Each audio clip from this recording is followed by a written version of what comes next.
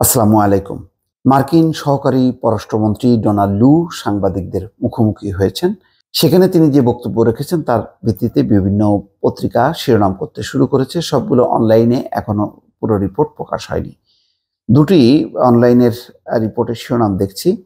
একটিতে বলা হচ্ছে যে আস্থার জায়গা পুনর্নির্মাণ করতে চায় যুক্তরাষ্ট্র। এটা হচ্ছে কালবেলা। আর ঢাকা পোস্টের শিরোনাম হচ্ছে নির্বাচন ইস্যু পেছনে ফেলে সামনে তাকাতে চায় যুক্তরাষ্ট্র। আজকে এই তার যে সফরের কর্মসূচি ছিল পররাষ্ট্রমন্ত্রীর সাথে সৌজন্য সাক্ষাতের মধ্য দিয়ে সম্ভবত শেষ।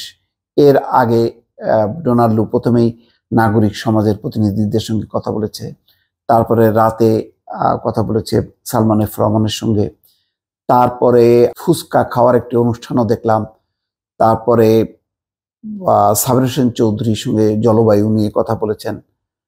সেখানেও তিনি জলবায়ু বিষয়ে কথা বলেছে, রাজনৈতিক বিষয়ে কথা বলেনি। কিন্তু এরপর পররাষ্ট্রমন্ত্রীর সঙ্গে সাক্ষাৎ করেছেন।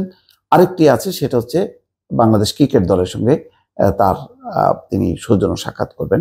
বাকি কারণে করবেন এটা পরিষ্কার না।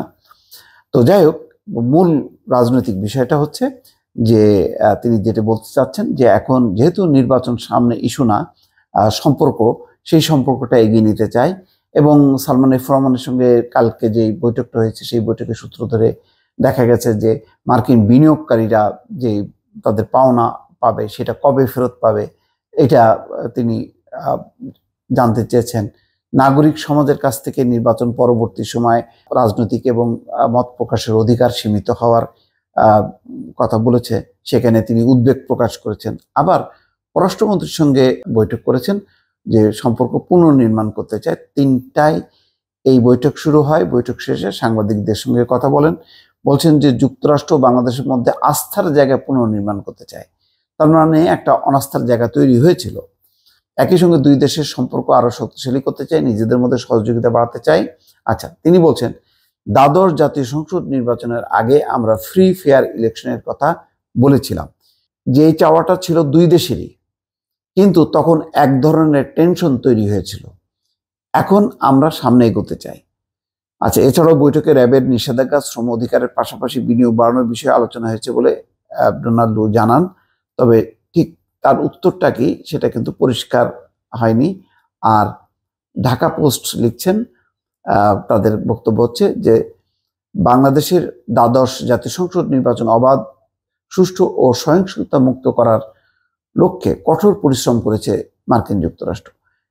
এখন দেশটি পেছনে নয়, সামনের দিকে তাকাতে চায় বলে মন্তব্য করেছেন যুক্তরাষ্ট্রের দক্ষিণ ও মধ্য এশিয়া বিষয়ক সহকারী পররাষ্ট্রমন্ত্রী ডোনাল্ড লু।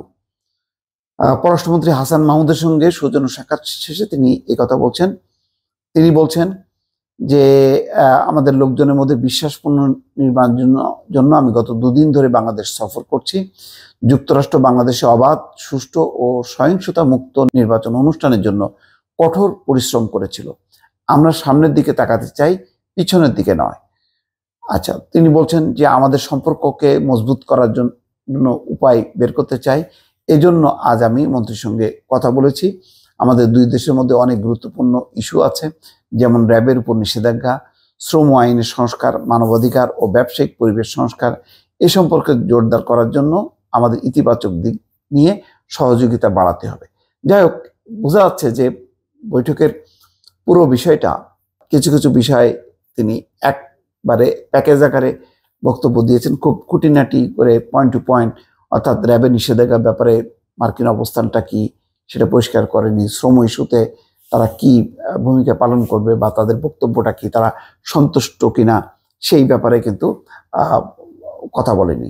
আর নির্বাচন ইস্যুতে তারা কি তাদের অবস্থানটা পরিবর্তন করলো, আগে যে অবস্থানটা ছিল, নাকি সেই অবস্থান নিয়ে আছে? অর্থাৎ নির্বাচন অবাধ, সুষ্ঠু হয়নি বলে যে মন্তব্য তারা করেছিল সেই মন্তব্যে আছে, নাকি সেই বিষয়টা তারা উল্লেখ করতে চায় না।